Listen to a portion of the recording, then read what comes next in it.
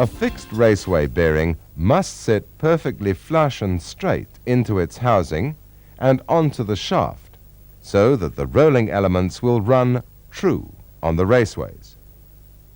If the bearing is fitted in a cocked position, then the rolling elements will tend to run diagonally, causing pressure against the raceway shoulders.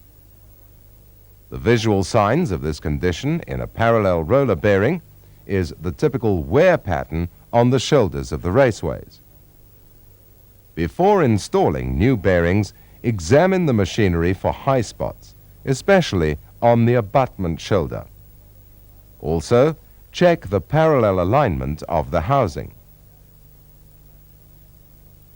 The shaft runout should also be checked. All conditions must be repaired before fitting new bearings.